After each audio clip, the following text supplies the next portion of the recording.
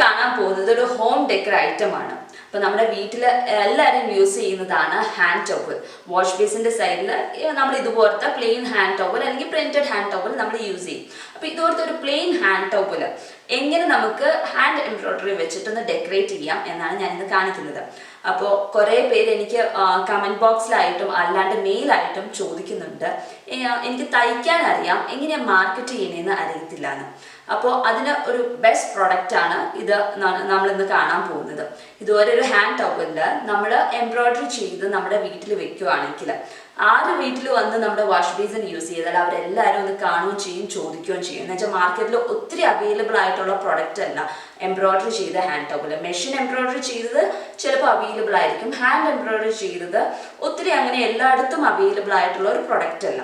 അപ്പം ഇങ്ങനത്തെ ടവല് നമുക്ക് പല വെറൈറ്റി മെറ്റീരിയലിൽ കിട്ടും. പല വീട്ടിലും പല മെറ്റീരിയൽ ആയിരിക്കും യൂസ് ചെയ്യുന്നത്. ചിലവർ ഇതുപോലത്തെ സോഫ്റ്റ് മെറ്റീരിയൽ ആയിരിക്കും, കോട്ടൺ ലൂം മെറ്റീരിയൽ ആയിരിക്കും. ചിലവർ സാധാ കോട്ടൺ ടവൽസ് ആയിരിക്കും യൂസ് ചെയ്യുന്നത്. അപ്പം കോട്ടൺ ടവൽസ് യൂസ് ചെയ്യണേ എന്നുണ്ടെങ്കിൽ നമുക്ക് ഏത് ത്രെഡ് വേണമെങ്കിലും യൂസ് ചെയ്യാം. അതുപോലെ തന്നെ എത്ര സ്ട്രാൻഡ്സ് യൂസ് ചെയ്താലും കുഴപ്പമില്ല.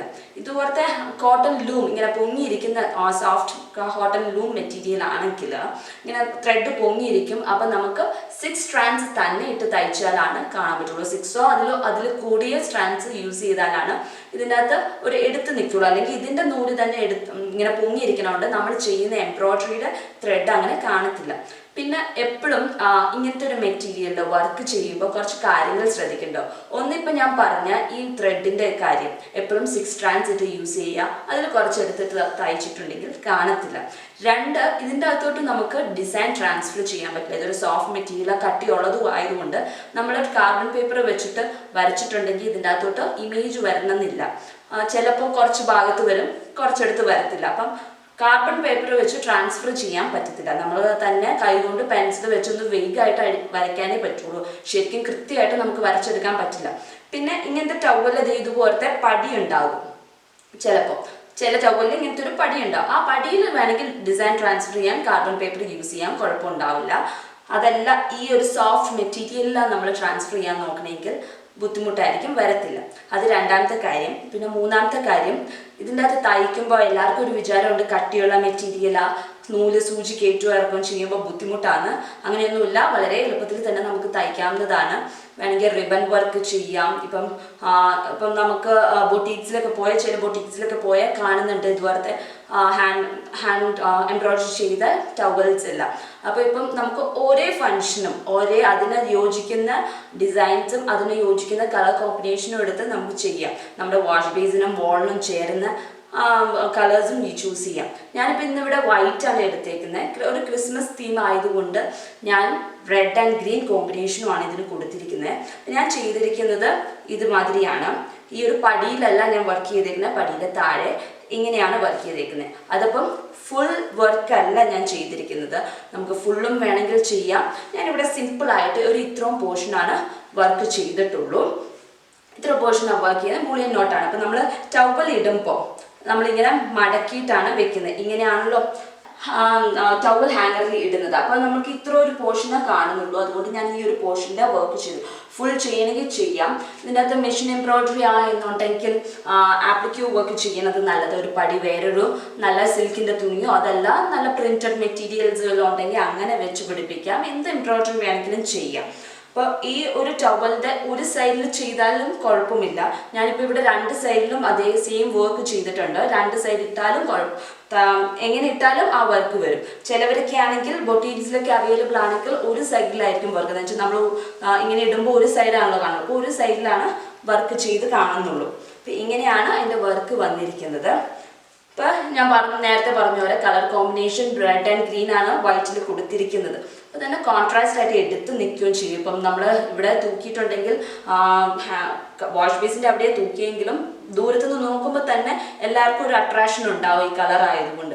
അപ്പം നിങ്ങൾ ഇതുപോലത്തെ പ്ലെയിൻ ടവൽസ് ആണെങ്കിൽ പ്ലെയിൻ ടവൽസിൽ ചെയ്യുന്നതായിരിക്കും കുറച്ചും കൂടെ ഭംഗി. പ്രിന്റഡ് ആണെങ്കിൽ അതിൻ്റെ അത് ചെയ്യാൻ പോകേണ്ട കാര്യം ഉണ്ടാവില്ല. എന്ന് വെച്ചാൽ ഓൾറെഡി പ്രിന്റ് അതിൻ്റെ അകത്ത് ഉണ്ടല്ലോ.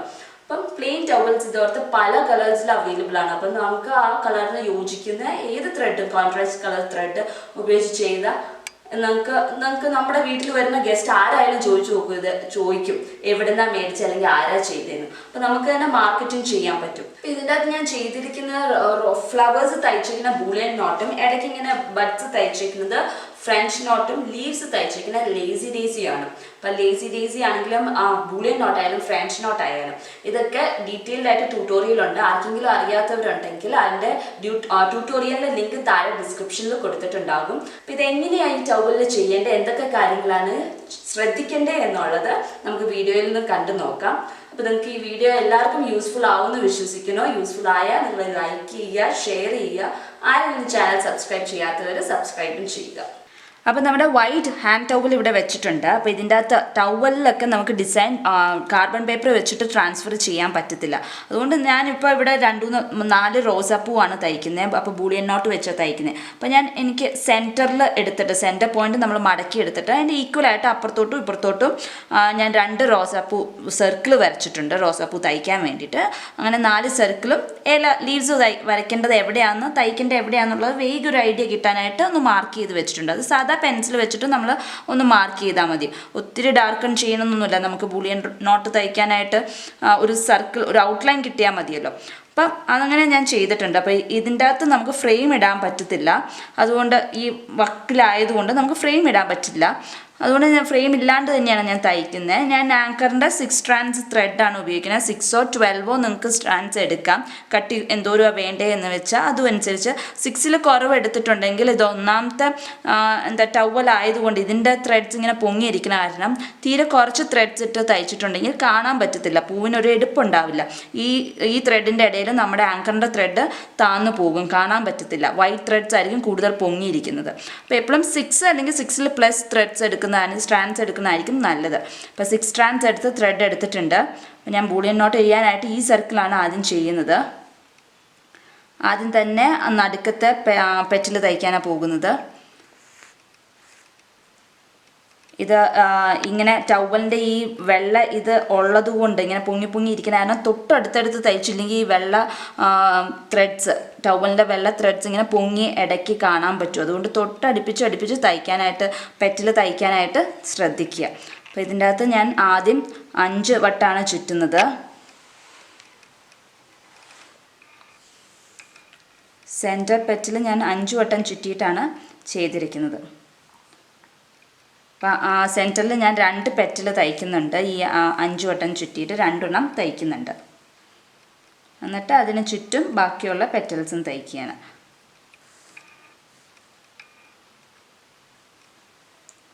അപ്പോൾ ഇത് ടർക്കിയാണ്, ഒത്തിരി ഹാർഡാണ്, വലിച്ചെടുക്കാൻ ബുദ്ധിമുട്ടാണ്, തയ്ക്കാൻ അങ്ങനെയൊന്നുമില്ല കേട്ടോ. ഒത്തിരി ബുദ്ധിമുട്ടൊന്നുമില്ല, സുഖമായിട്ട് തന്നെ നമുക്ക് വലിച്ചെടുക്കാൻ പറ്റും.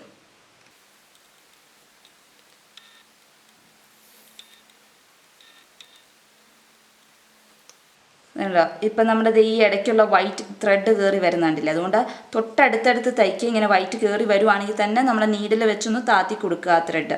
എന്നിട്ട് നമ്മുടെ പെറ്റിൽ ഫിക്സ് ചെയ്യുക. ഇപ്പം ഈ നടുക്കത്തെ 2 പെറ്റിലായി. ഇനി നമുക്കിതിന് ചുറ്റും നമുക്ക് പെറ്റിൽ തയ്ക്കാം. അപ്പം ഞാൻ ഇവിടുന്ന് മേളിൽ നിന്ന് ഈ സൈഡിലോട്ടാണ് വരുന്നത്.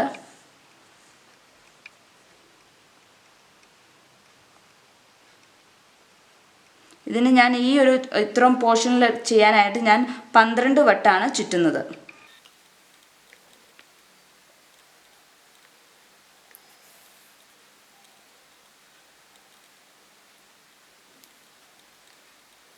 അപ്പോൾ നമുക്ക് കാണാം വീണ്ടും ഇതിൻ്റെ അകത്ത് ഇങ്ങനെ ഇടയ്ക്കിടയ്ക്ക് ഇത് വരുന്നത്. ഈ ത്രെഡ് ഇങ്ങനെ വൈറ്റ് ത്രെഡ് പൊങ്ങി വന്നെ അതിങ്ങനെ താത്തി കൊടുത്തിട്ട് വേണം നമ്മുടെ പെറ്റിൽ വെക്കാൻ ഫിക്സ് ചെയ്യാനായിട്ട്. അല്ലെങ്കിൽ വൈറ്റ് ത്രെഡ് ഇങ്ങനെ ഇരുന്ന ഒരു കാണാൻ ഭംഗിയില്ല. റെഡിൻ്റെ ഇടയ്ക്ക് വൈറ്റ് വരുമ്പോൾ നല്ലോണം എടുത്ത് കാണിക്കുകയും ചെയ്യും. നമ്മുടെ വർക്ക് ചെയ്തതിനൊരു ഭംഗിയില്ലാണ്ടാകും.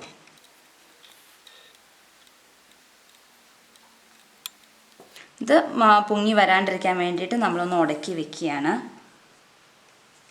എന്നിട്ട് ഇതിൻ്റെ ഒരു 3/4 ഏരിയയിൽ നിന്ന് നമ്മൾ അടുത്ത പെറ്റലിന് വേണ്ടി എടുക്കുകയാണ്. അപ്പോൾ ഇത് ഈ പെറ്റലിൻ്റെ 3/4 പോർഷൻ മുതൽ നമ്മൾ കുത്തിയെടുക്കുന്നത്. എന്നിട്ട് ഈ സൈഡിലോട്ട് ഇങ്ങോട്ടേക്ക് ഇവിടെ നമ്മൾ ഇനിയുള്ള എല്ലാ പെറ്റൽസിനും നമ്മൾ 12 വട്ടമാണ് ചുറ്റുന്നത്.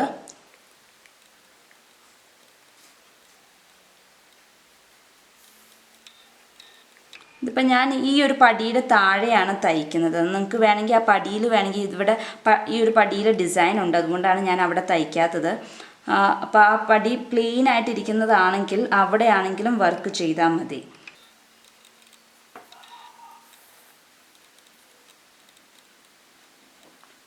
ഇതൊന്ന് ഉടക്കി വെക്കുക.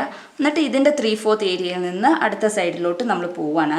അങ്ങനെ നമുക്കിത് മുഴുവൻ ഈ ഫുൾ പൂവ് ഇതുവരെ തന്നെ 6 പെറ്റൽസാണ് വരുന്നത്. 6 or 7 പെറ്റൽസ് നമുക്കാക്കാം. അത് നമ്മുടെ ഇത് ഫില്ലായി വരുന്ന അനുസരിച്ച് ഞാനൊരു 6 പെറ്റൽസാണ് ഉദ്ദേശിക്കുന്നത് ചെയ്യാനായിട്ട്. അപ്പോൾ ഇങ്ങനെ ഓരോ പെറ്റലിനെ 3/4 ഏരിയയിൽ നിന്ന് അടുത്ത ഏരിയയിലോട്ട് നമ്മൾ കുത്തിയെടുക്കുന്നു. അങ്ങനെയാണ് നമ്മൾ തയ്ക്കുന്നത്. അപ്പം നമ്മൾ ഒരു ഫ്ലവർ തയ്ച്ചു കഴിഞ്ഞിട്ടുണ്ട്. നടുക്ക് 2 പെറ്റലും ചുറ്റും 6 പെറ്റലുമാണ് നമ്മൾ തയ്ച്ചേക്കുന്നത്. അപ്പോൾ ഈ 2 പെറ്റൽ 5 ചുറ്റിലും ബാക്കിയുള്ള എല്ലാ പെറ്റൽസും 12 ചുറ്റിലുമായിട്ടാണ് ചെയ്തേക്കുന്നത്. അപ്പോൾ ബൂളിയൻ നോട്ട് ആദ്യമായിട്ട് കാണുന്നവർ ഉണ്ടെങ്കിൽ ഞാൻ ഇതിൻ്റെ ക്ലിയർ ആയിട്ടുള്ളൊരു എക്സ്പ്ലനേഷൻ, ബൂളിയൻ നോട്ടിൻ്റെ ക്ലിയർ എക്സ്പ്ലനേഷൻ ഒരു ട്യൂട്ടോറിയൽ ഇട്ടിട്ടുണ്ട്. അതിൻ്റെ ലിങ്ക് താഴെ ഡിസ്ക്രിപ്ഷനിൽ കൊടുത്തിട്ടുണ്ടാകും. അപ്പോൾ അറിയില്ലാത്തവർക്കാണെങ്കിൽ അങ്ങനെ അതിൽ കയറി നോക്കി പഠിക്കാം. നമ്മൾ ഇവിടെ ഒരു പൂ തയ്ച്ചു കഴിഞ്ഞു. ഇനി ഈ 3 പൂ അതുപോലെ തന്നെ തയ്ക്കുക. അതുകൂടാതെ ഇതിൻ്റെയൊക്കെ ഈ പൂവിൻ്റെ ഒക്കെ ഇടയിൽ കുറച്ച് ഫ്രഞ്ച് നോട്ട് ചെയ്യുന്നുണ്ട്. അപ്പം ഞാൻ ഇത് കെട്ടിയിട്ട് കട്ട് ചെയ്യുന്നില്ല. അടിയിൽ കൂടെ തന്നെ അടുത്ത ഫ്രഞ്ച് നോട്ട് ചെയ്യാൻ ഈ പൂവിന് ചുറ്റും അവിടെ ഇവിടെയും സ്കാറ്റർ ചെയ്ത് നമ്മൾ ഫ്രഞ്ച് നോട്ട് ചെയ്യുക. അപ്പം നമ്മൾ ആ നൂല് തന്നെ അങ്ങോട്ടേക്ക് വലിച്ചിട്ടാണ് നമ്മൾ ഫ്രഞ്ച് നോട്ട് ചെയ്യുന്നത്. അപ്പോൾ ഈ ഫ്രെയിം ഇടാത്തത് കൊണ്ട് ഫ്രഞ്ച് നോട്ടൊക്കെ ചെയ്യാൻ ഇത്തിരി നമ്മൾ തുണിയും പിടിക്കണം.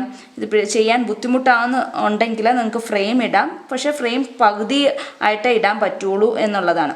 അപ്പോൾ അതേ ഞാൻ ഒരു ചുറ്റി ഫ്രഞ്ച് നോട്ട് ചെയ്യുമ്പോൾ കണ്ടോ ഈ ത്രെഡിൻ്റെയൊക്കെ താഴത്തോട്ട് ഈ ത്രെഡ് പോകുകയാണ്. ഈ ചുമന്ന ത്രെഡ് റെഡ് കളർ ആങ്കറിൻ്റെ ത്രെഡ് ഈ വൈറ്റ് ത്രെഡിൻ്റെ അടിയിൽ പോകുന്നു. അപ്പോൾ നിങ്ങൾ ഇനി ഫ്രഞ്ച് നോട്ട് ചെയ്യുമ്പോൾ ഫ്രഞ്ച് നോട്ട് ചെയ്യുമ്പോൾ ഒന്നെങ്കിൽ 2 ചുറ്റുക, അതല്ല 2 or 3 ചുറ്റിയിട്ട് ഫ്രഞ്ച് നോട്ട് ചെയ്യുക. അതല്ല എന്നുണ്ടെങ്കിൽ 6 strands എന്ന് പകരമായിട്ട് 12 strands എടുക്കുക. അപ്പം ഞാനിവിടെ 2 വട്ടം ചുറ്റിയിട്ടാണ് ഫ്രഞ്ച് നോട്ട് ചെയ്യുന്നത്. അപ്പം നല്ലോണം പൊങ്ങിയിരുന്നോളും. ഇതിങ്ങനെ സ്കാറ്റർ ചെയ്ത് കുറച്ച് അവിടെ ഇവിടെയും ഈ പൂവിന് ചുറ്റും ഒന്ന് തയ്ക്കുക.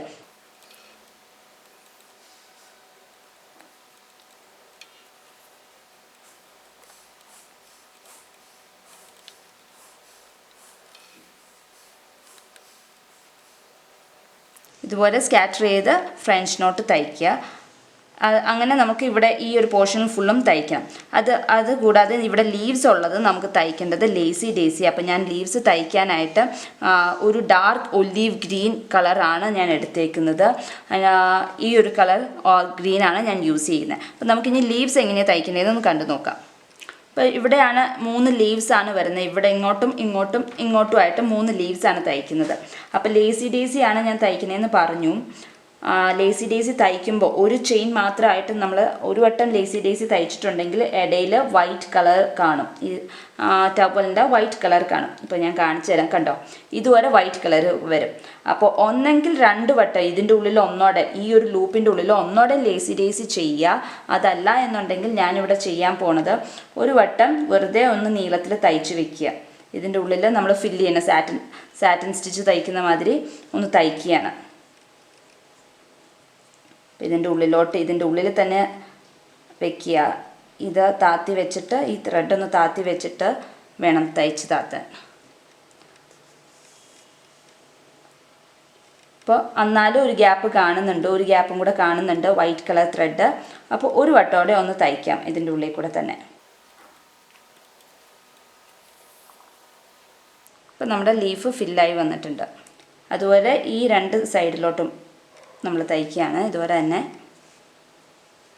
ഇപ്പം ഇങ്ങനെ തയ്ക്കുന്നതിന് പകരം വേണമെങ്കിൽ സാറ്റിൻ സ്റ്റിച്ച് ഡയറക്റ്റ്ലി തയ്ച്ചാലും മതി, കുഴപ്പമൊന്നുമില്ല.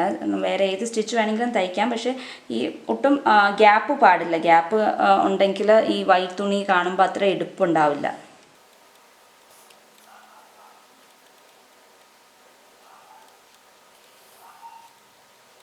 ഇതിൻ്റെ അകത്ത് ഇപ്പോൾ ഒരു വട്ടം ചെയ്താൽ മതി. അതുകൊണ്ട് ത്രെഡൊന്നും കാണുന്നില്ല, വൈറ്റ് കളർ ത്രെഡ് കാണില്ല. അതുകൊണ്ട് ഞാൻ ഒരു വട്ടം ഇവിടെ ചെയ്തിട്ടുള്ളൂ.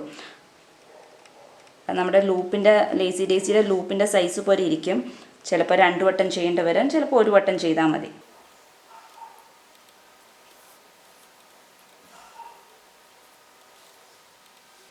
ഇതിന് പ്രത്യേകിച്ച് നമുക്ക് ഇപ്പോൾ ഡിസൈനൊന്നും ട്രേസ് ചെയ്ത് വരയ്ക്കാനൊന്നും പറ്റില്ല. നമുക്ക് ഇഷ്ടമുള്ളൊരു ഡിസൈൻ കണ്ട് അത് നോക്കി പെൻസിൽ വെച്ച് വരയ്ക്കാനേ പറ്റുള്ളൂ. അല്ലാണ്ട് കാർബൺ പേപ്പർ വെച്ചിട്ട് ട്രാൻസ്ഫർ ചെയ്യാൻ അത്ര എളുപ്പമല്ല. ഇതിൻ്റെ അകത്തോട്ട് ട്രാൻസ്ഫറായി വരത്തില്ല. ഈ ഒരു പോർഷൻ ആണെങ്കിൽ ട്രാൻസ്ഫർ ചെയ്യാൻ പറ്റും. അല്ലാണ്ട് ഇവിടെ ഈ താഴത്തെ പോർഷനിൽ ട്രാൻസ്ഫർ ചെയ്യാൻ ബുദ്ധിമുട്ടായിരിക്കും. അപ്പോൾ ഇതിൻ്റെ അകത്ത് ത്രെഡ് പൊങ്ങിയിരിക്കുന്ന കാരണം ഞാൻ ഒരു വട്ടവും കൂടെ തയ്ക്കുന്നുണ്ട്.